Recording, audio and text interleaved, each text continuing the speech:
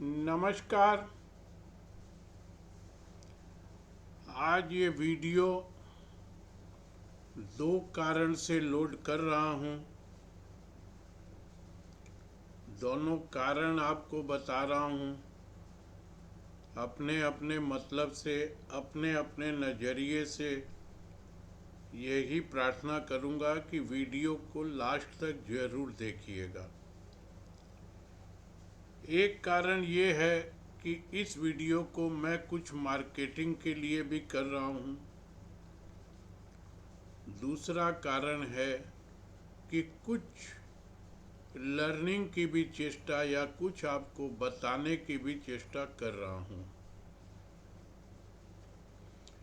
जैसा आप सब लोगों को मालूम होगा, फिर से दोहरा रहा हूँ कि अब मैं सेबी रजिस्टर्ड रिसर्च एनालिस्ट हो गया हूँ। इस काम में बहुत से नियम और बहुत से कानून लागू होते हैं जो मुझ पर भी होंगे और मुझको फॉलो भी करना पड़ेगा, और वो मैं पूरी तरह से करूँगा। इसीलिए इतना धीरे धीरे मैं काम को कर रहा था। ये 6 अगस्त को मुझको मिला था। पूरा 1 महीना लगा मुझको इसमें। पूरी वेबसाइट नए सिरे से बनानी पड़ी। सारे नियम कानून को समझना पड़ा। एक दो रजिस्ट्रेशन और होते हैं। सेबी के बाद बीएससी एक्सचेंज में एक रजिस्ट्रेशन लेना पड़ता है। एक कोई स्कोर का रजिस्ट्रेशन कराना पड़ता है। फिर नियम कानून को समझना पड़ता है कि कहीं चूक नहीं हो जाए। एक तो ये होता है कि आपसे गलती हो गई, कुछ आपने नियम का उल्लंघन कर दिया, तो उसमें तो हो सकता है आपके ऊपर कुछ पेनल्टी लगा के आपको छोड़ दिया जाए। और एक होता है कि आपने काम ही पूरा गलत कर दिया।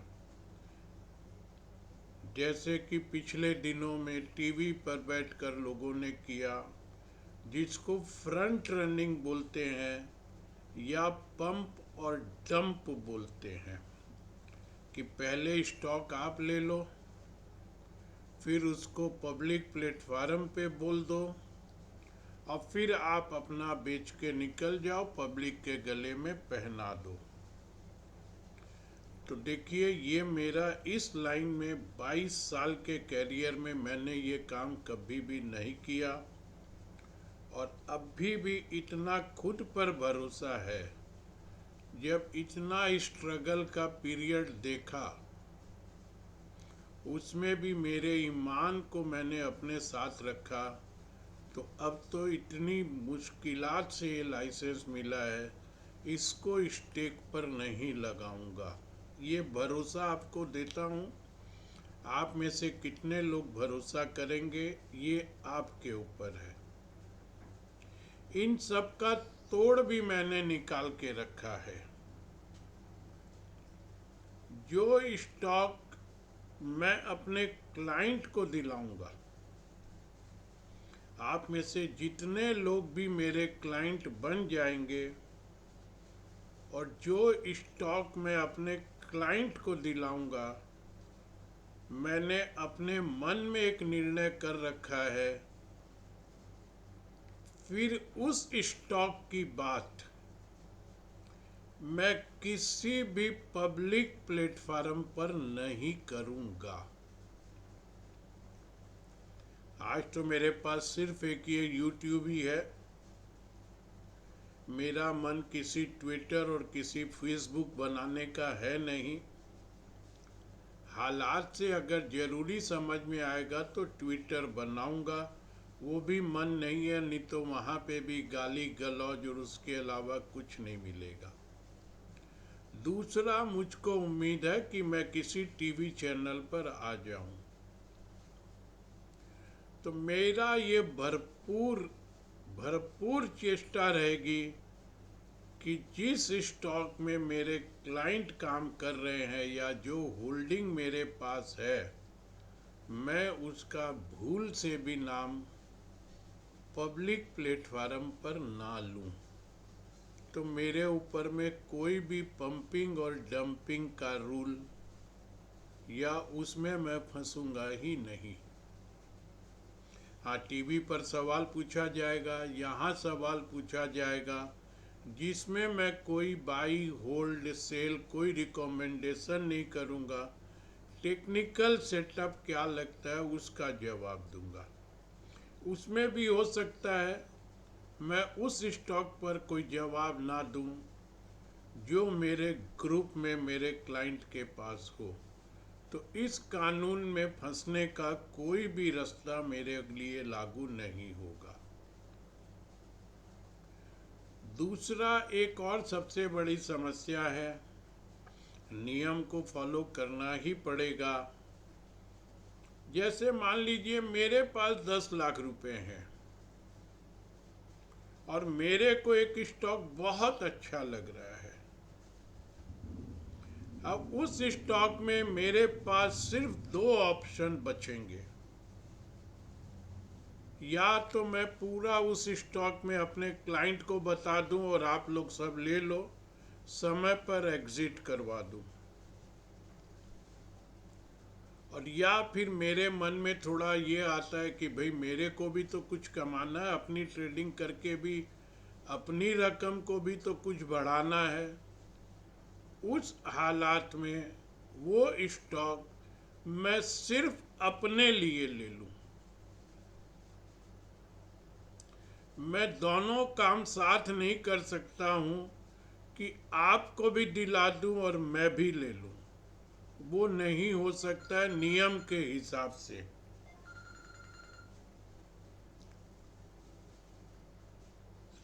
तो ये एक समस्या मेरे सामने आएगी। उसमें या तो ये होगा कि मैं स्टॉक पहले, एक उदाहरण के लिए बोल रहा हूं, पहले 1 तारीख को आपको दिलाऊं, फिर 6 दिन मैं उस स्टॉक को कहीं पर भी बात ना करूं, फिर 6 दिन बाद मैं अपने लिए ले सकता हूं। लेकिन उसमें समस्या क्या आएगी? 1 तारीख को आपको दिलाया, नियम से 6 तारीख को मैं ले लिया। सबसे बड़ी समस्या ये आएगी कि 6 तारीख को मैं अगर स्टॉक ले लिया तो अगली 5 तारीख तक मैं उस स्टॉक का नाम भी कहीं नहीं ले सकता हूं। अगर उस स्टॉक में से निकलना है, आप लोगों को भी निकालना चाहूं तो भी नहीं निकाल सकता हूं 30 दिन पहले, 30 दिन बाद तक, क्योंकि मेरी पोजीशन होने के बाद मैं उस स्टॉक में 30 दिन तक कोई बात नहीं कर सकता हूं। 30 दिन में तो बाजार कहीं का कहीं चला जाएगा, मैं भी फंसा और आप भी फंसे। तो ऐसे में एक ही ऑप्शन बचेगा, या तो आपको दिलाऊं या मैं लूं। मैं ले लिया तो आपके साथ नाइंसाफी, आपको दिला दिया तो मेरे साथ नाइंसाफी। लेकिन चूंकि मेरा प्रोफेशन है तो हो सकता है 5-7 स्टॉक में एक स्टॉक तो ऐसा मेरे को करना ही पड़ जाए कि मैं सिर्फ अपने लिए लूं और आप लोगों को ना बताऊं। उसमें फिर कोई नियम मेरे पर लागू नहीं होता है। मैं चाहे 1 तारीख को लेके 3 तारीख को बेच दूं, 3 को लेके 6 को बेच दूं, उस स्टॉक को मैं कभी भी लूं और कभी भी बेचूं, लेकिन 1 तारीख को लेने के बाद 30 दिन तक मैं उस स्टॉक का नाम नहीं ले सकता। ये एक समस्या होगी। जिसमें भी मैंने बड़ी ईमानदारी से आपको बता रहा हूँ, मैं चेष्टा करूँगा सारे स्टॉक आप लोगों को बताऊँ, मैं अपनी ट्रेडिंग नहीं करूँ, लेकिन कहीं न कहीं इंसान हूँ, मेरे मन में भी तो आ ही जाएगा। तो 5 या 7 स्टॉक में हो सकता है एक स्टॉक आप लोगों के लिए अच्छा मैं मिस कर जाऊं, उसमें मैं अपना काम कर जाऊं। ये बहुत ईमानदारी से बताया हूं। आ जाइए दोस्तों, सारे नियम को समझने के बाद इस हफ्ते के 5 दिन में मैंने अपनी सर्विसेज शुरू की थी। एक सिस्टम से दूसरे सिस्टम में जाने में, उसको अपनाने में, पुराने को बदलने में बहुत सी दिक्कतों का सामना करना पड़ता है, लेकिन एडजस्ट इंसान करता है। मेरे को भी इस 5 दिन में जो कुछ भी दिक्कतें आई, उन सब को समझने के बाद वो सब अब मेरे पीछे है। पूरे नए सिस्टम को भी मैं अडॉप्ट इन 5 दिनों में कर लिया हूँ। तो अब आने वाले सोमवार से मुझको अपने इस व्यापार में, नए वाले व्यापार में अब कोई दिक्कत नहीं आएगी। जो दिक्कत है वो बता दिया। स्टॉक आपको दूंगा तो मैं नहीं लूँगा, मैं लूँगा तो आपको नहीं दूंगा। और जो भी स्टॉक में हम काम करेंगे उसको मैं किसी पब्लिक प्लेटफॉर्म पे नहीं बोलूँगा। तो मेरे ऊपर में कोई भी रूल पंप एंड डंप का या फ्रंट रनिंग का नहीं आएगा।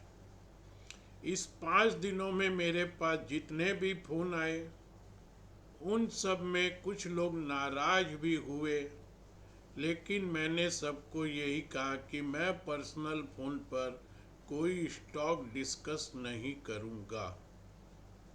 मैं कितने याद रखूँगा कि मैंने किसके साथ डिस्कस किया, भले ही वो प्लेटफॉर्म पब्लिक तो नहीं है, लेकिन क्या पता ऐसा कोई स्टॉक जो मैं आपको फ़ोन पर होल्ड करने बोल दिया और 3 दिन में उसकी पोजीशन खराब हो गई और मैंने अपने क्लाइंट को बिकवा दिया, या मैंने उसमें शॉर्ट कोली दे दी।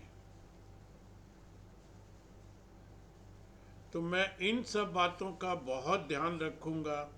आप भले ही नाराज हों या खुश रहो, मैं फ़ोन पर भी बात बहुत कम करूँगा, नियम कानून को समझते हुए करूँगा, और यथासंभव जब तक मेरा बहुत विश्वासी क्लाइंट नहीं होगा, मैं किसी स्टॉक की बात भी नहीं करूँगा।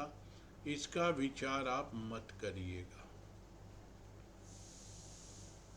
ये मैसेज सबको दे रहा हूँ, मेरे नए पुराने जुड़ने वाले जुड़े हुए थे सबके लिए एक ये मेरे व्यापार का प्रिंसिपल आपको बता रहा हूँ। इस 5 दिनों में जो भी मेरा परफॉर्मेंस था, उसमें मैं खुद किसी भी तरीके से संतुष्ट नहीं हूँ और खुश भी नहीं हूँ। लेकिन मैं ये, मेरे असंतुष्ट होने का कारण भी मुझको मालूम है कि एक सिस्टम को एडॉप्ट करने में कुछ जो समय लगा, उसके कारण इस 5 दिन में बहुत अच्छा परफॉर्मेंस नहीं हुआ। लेकिन अब एकदम मार्केटिंग के हिसाब से भी बोल रहा हूँ, आने वाले सोमवार के बाद या सोमवार से मेरा पूरा फोकस परफॉर्मेंस और परफॉर्मेंस पे रहेगा। मैं न तो इरिटेट होऊंगा, न मैं फ्रस्ट्रेटेड होऊंगा। मेरी पूरी चेष्टा ये रहेगी कि मैं 3 के बजाय 2 कॉल ही दूं, 2 के बजाय 1 ही दूं, या 5 के बजाय 3 ही दूं। मेरा फोकस ये रहेगा कि मेरी जहाँ पर थोड़ी सी भी लॉस की संभावना है उस कॉल को ही अवॉइड कर दूं। भले ही 5 के बदले 4 दे दूं, लेकिन चारों विनिंग कॉल ही देने की चेष्टा करूंगा। उदाहरण आपको बता रहा हूं दोस्तों। अब ये आपको लर्निंग भी होगी, ध्यान से सुनिएगा, ये लर्निंग आपको दे रहा हूं। मैंने एक स्टॉक F&O सेक्शन में सबसे पहला दिया था स्टेट बैंक को शॉर्ट करने का। इसको कई लोग लेंगे कि अपना डंका पीट रहा है, आप अपने नज़रिए से लीजिएगा। मेरे YouTube पे कोई भी कमेंट कीजिएगा। पिछले 5 दिन से अब मैं YouTube के किसी कमेंट का जवाब भी नहीं दे रहा हूँ। पहले हाथ जोड़ता था, अब हाथ भी नहीं जोड़ रहा हूँ। सब कमेंट को पढ़ने की चेष्टा करूँगा, उसमें से जो उचित लगेगा उसका नेक्स्ट शो में जवाब दूंगा। आप आलतू फालतू जैसे जैसे क्लाइंट बेस बढ़ेंगे, सब्सक्रिप्शन बढ़ेंगे, 2-4 भले लोग भी आएंगे जो अपने हिसाब से बुढ़ऊ साऊ पैसे के लिए भागता है, ये करता है, वो करेंगे। वो मैं देख रहा हूँ, सबको मिलता है। उनको मैं ब्लॉक कर दूंगा, कोई जवाब नहीं दूंगा। अभी भी मेरे पास बहुत मैसेज, बहुत लोग, मेरे चाहने वाले भी और बिना चाहने वाले भी, मैं जवाब नहीं दे रहा हूँ। मुझको नहीं अच्छा लगेगा, आप दूरी बनाओ या ना बनाओ, मैं आपसे दूरी बना लूँगा। एक संबंध को बनाने में मैंने आपको पहले भी कहा था, एक माँ को अपने बच्चे को पालने में 25 साल लगता है और सड़क पे चलते हुए उस बच्चे को कुचलने में एक कार ड्राइवर को 25 सेकंड भी नहीं लगते हैं। तो संबंध बनाने में तो 2 साल, 5 साल, 10 साल लगते हैं। खराब करने के लिए आपके और हमारे हाथ में है। 2 मिनट में ख़त्म कर लीजिए। मैं अपनी तरफ से बहुत चेष्टा करता हूँ लोगों से रिश्ते बना के रखूँ, और आज तक भी जिन्होंने मुझको, मेरे से संबंध खराब हुए हैं, उन्हीं के कारण हुए हैं। मैं बहुत बर्दाश्त करता हूँ। ये व्हाट्सएप की बात है। आइए स्टेट बैंक पर ये लर्निंग दे रहा हूँ आपको। मेरी पहली कॉल थी मार्केटिंग प्लस लर्निंग। पहली कॉल थी स्टेट बैंक शॉर्ट 817, 818 या 816, इसी के भाव में स्टेट बैंक शॉर्ट था। बहुत शॉर्ट टर्म की कॉल थी। 827 रुपये का आसपास का स्टॉप लॉस था। उसी दिन वो स्टॉप लॉस कट गया, उसी दिन कट गया। जो मैंने पहले भी कहा था कि मेरे 2 ट्रेड में स्टॉप लॉस कट गए। मेरा नुकसान हुआ होगा 7,500 रुपये का। ये अब सारा ट्रेड आपको समझा रहा हूँ, ध्यान से सुनिएगा। या तो मेरे को वो स्टॉप लॉस या वो स्टेट बैंक का ट्रेड इतनी छोटी अवधि के लिए करना ही नहीं था।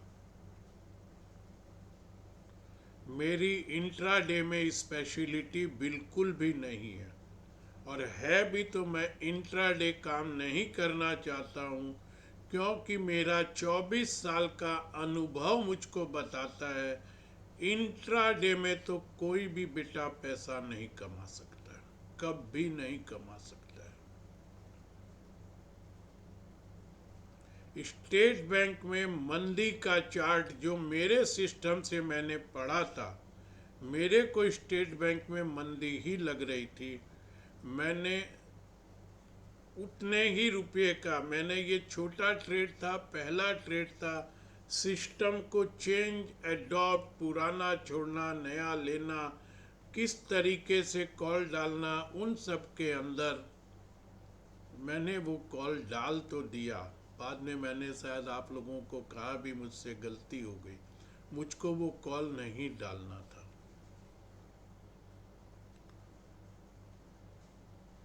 नहीं डालना था से यहाँ मतलब ये है, उतने छोटे स्टॉप लॉस और उतने छोटे टारगेट के लिए जिस लेवल का चार्ट मैं देखता हूँ उसमें वो मेरी बहुत बड़ी भूल थी, जिसकी मैं कान पकड़ के माफ़ी मांग रहा हूँ और आगे से और इसको सुधारूंगा।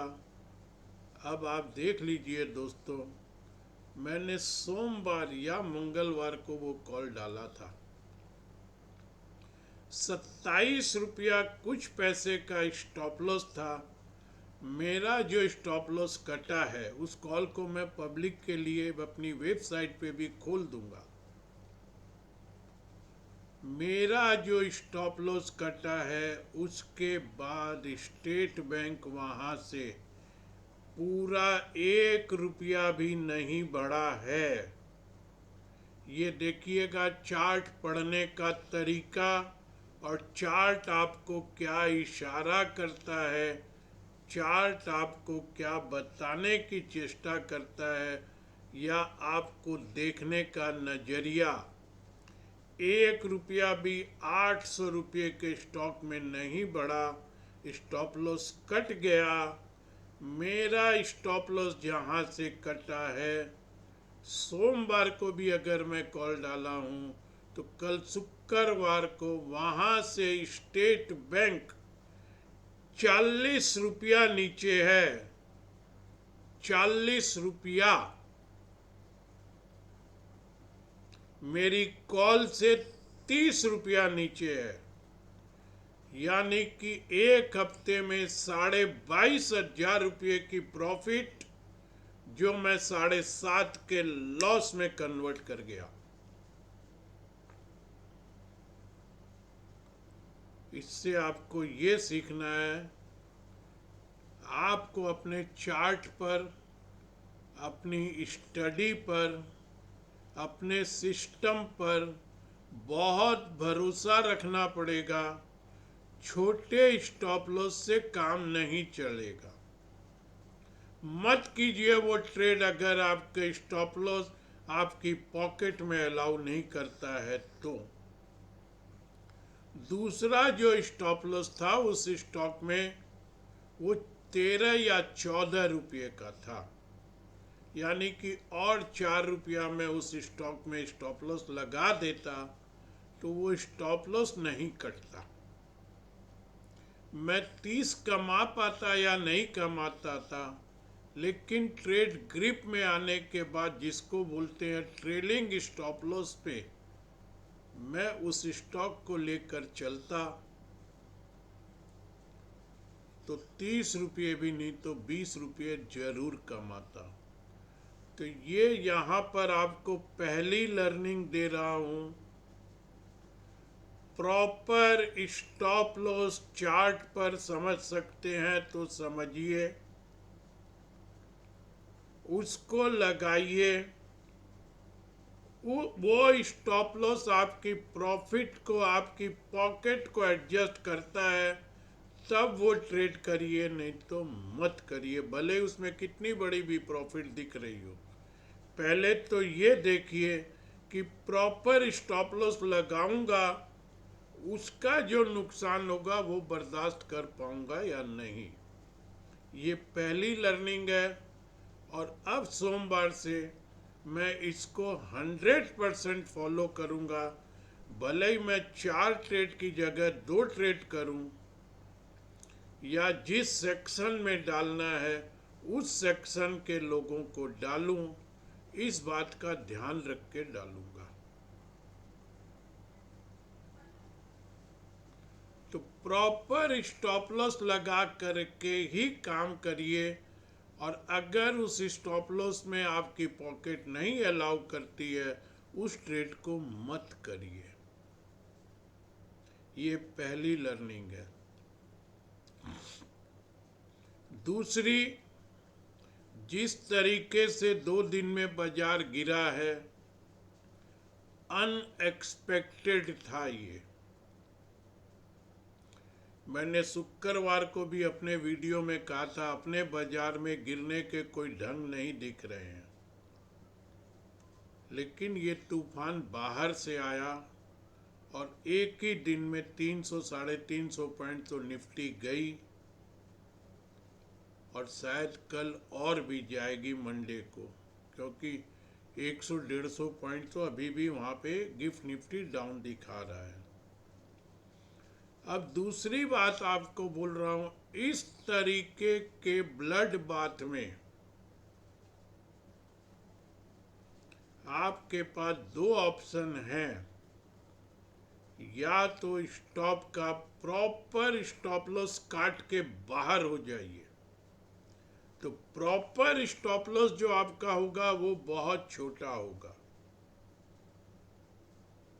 जैसे मैंने कल विथ प्रिंसिपल अपने सारे प्लान में मैसेज डाल दिया था कि ये स्टॉक मार्केट कंडीशन को देखते हुए अब इसका स्टॉप लॉस आप लोग शिफ्ट कर लीजिए, और इसका स्टॉप लॉस कटे तो काट दीजिएगा। 238, 239, 240 में लिया हुआ स्टॉक था। 231 रुपया कुछ पैसे का मैंने सारा एडजस्ट करके कल उस स्टॉक को काट दिया, मार्केट कंडीशन को देखते हुए। मात्र 3% के स्टॉप लॉस में पीछा छूट गया। स्टॉप लॉस शिफ्ट करने के बाद 1 लाख का ट्रेड भी है तो 3,000 लग गए। अगर नहीं काटता तो जो सोमवार को 150 पॉइंट नीचे वो निफ्टी खुलेगी, तो मेरे उस स्टॉक का जो प्रॉपर स्टॉप लॉस था 225 का, वो भी कटता और मेरे को 2% एक्स्ट्रा लॉस लेना पड़ता। तो ये फ्लेक्सिबिलिटी आपको रखनी पड़ेगी अपने आप में कि मार्केट कंडीशन देखते हुए स्टॉप लॉस को छोटा करके निकलना भी पड़ेगा। और या मेरा 5% का स्टॉप लॉस था ट्रेडिंग में, 5%, 6% से ज़्यादा आप स्टॉप लॉस नहीं रख सकते हैं, तो आपको निकलना भी पड़ेगा। तो ये आपको एक स्टॉप लॉस का नियम आज बता रहा हूँ। प्रॉपर स्टॉप लॉस लगाइए, समझिए, उस रिस्क को मैनेज कर सकते हैं तब तो वो ट्रेड करिए, नहीं तो मत करिए। प्रॉपर स्टॉप लॉस लगाने के बाद मार्केट कंडीशन को देखते हुए स्टॉप लॉस को थोड़ा एडजस्ट करिए और निकल जाइए। कोई ज़रूरी नहीं है कि मैंने 8% का स्टॉप लॉस लगाया, मार्केट कंडीशन जैसी कल की थी ऐसी कंडीशन रोज नहीं होगी, तो रोज आपको स्टॉप लॉस को हड़बड़ाहट में एडजस्ट नहीं करना पड़ेगा, लेकिन इस तरीके के पैनिक में एडजस्ट भी करना पड़ेगा। निकल जाइए, कोई ममता मत कीजिए। अब आइए दोस्तों, एक आखिरी बात बोल रहा हूँ, वीडियो लंबा हो जाएगा। इस सीरीज में फिर और वीडियो बनाने की चेष्टा करूँगा। आपके पास अगर बहुत अच्छा स्टॉक है, अच्छे की परिभाषा आपकी अपनी नज़रों में हो सकती है, तो इस तरीके के पैनिक में स्टॉप लॉस भी मत काटिए। या तो छोटा काट के हट जाइए,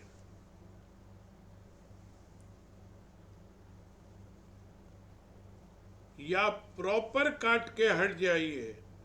अच्छे स्टॉक अगर आपके पास हैं, उसका स्टॉप लॉस मत काटिए, नीचे एवरेज करने की चेष्टा कीजिए।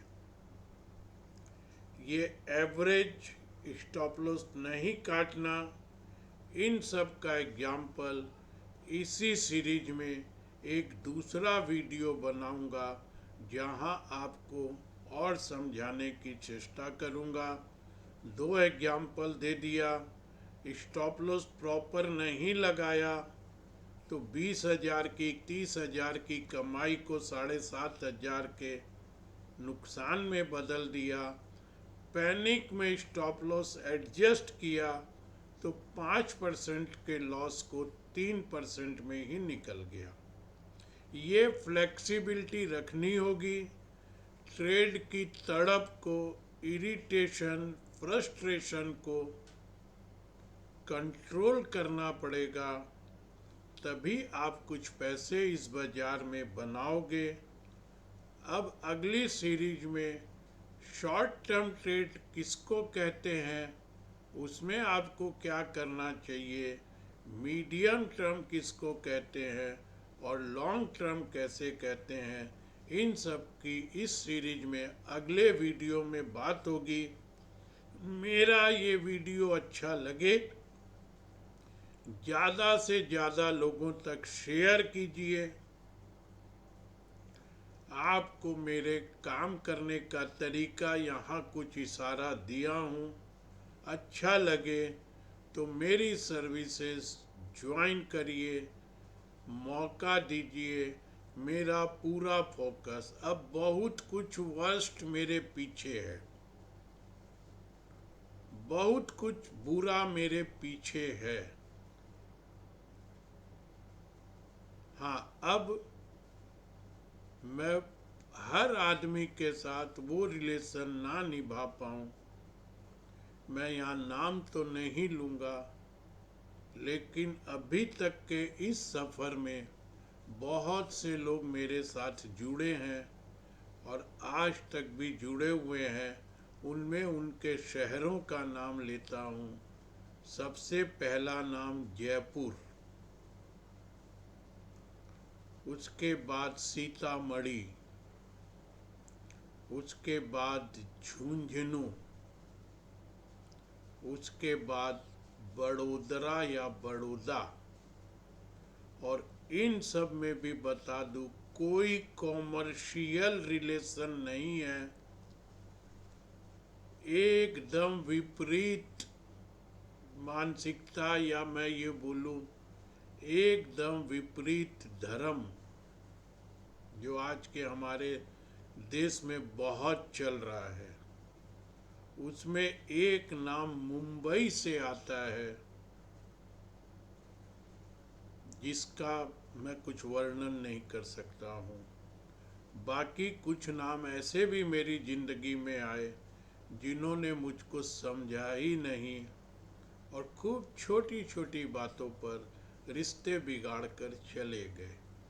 मेरे को कोई मलाल नहीं है। इस सफ़र में आपके अपने परिवार और समाज में भी बहुत आते हैं और बहुत जाते हैं, लेकिन ध्यान रखिए, रिश्ते बनाने में, जैसे मैंने कहा, बच्चे को पालने में 25-25 साल लगते हैं, बिगाड़ने में 25 सेकंड लगते हैं।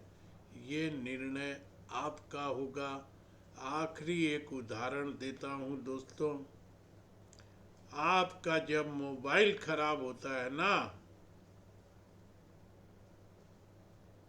तो या तो आप नया ले ही लेते हो, तो वही बात हुआ, जब रिश्ते खराब हुए तो नए बना लो, पुराने को एकदम छोड़ दो, फिर उसका अफसोस मत करो।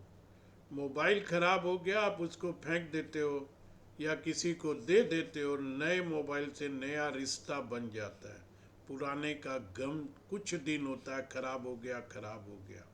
या तो एकदम वो करो, उस मोबाइल की तरफ फेंक दो पुराने मोबाइल को, खराब होने पर साइड कर दो रिश्तों को, नए बना लो। और अगर आप में हिम्मत है, जो हम लोग कई बार करते हैं, हम लोग उस मोबाइल रिपेयर वाले को ये बोलते हैं कि यार इसको ज़्यादा कुछ नहीं तो मेरे पहले जैसा तो कर दे। जैसा मेरा पहला चल रहा था वैसा तो चला दे, तो उतनी ही चेष्टा करिएगा। कि रिश्ते खराब हो जाए तो बहुत हिम्मत से काम करना पड़ेगा ये, कि उस खराब को मैं कम से कम पहले जैसा तो बना लूं, तो आगे तो काम चलेगा। तो ये दो ही ऑप्शन है। मोबाइल खराब होता है तो हम उसको यही बोलते हैं, यार इतना तो कर दे कि ये पहले जैसा चले।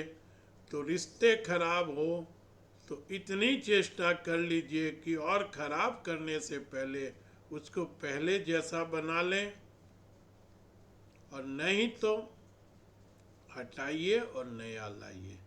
बहुत कुछ अपनी तरफ से इशारों में बहुत कुछ बोला हूँ। उन शहरों के नाम नहीं लूँगा जहाँ से रिश्ते बिगड़ गए। वो समझने वाले समझें, मेरे को कोई अफसोस, किसी बात का कोई गिला नहीं है। अब मेरे वर्स्ट पीछे है।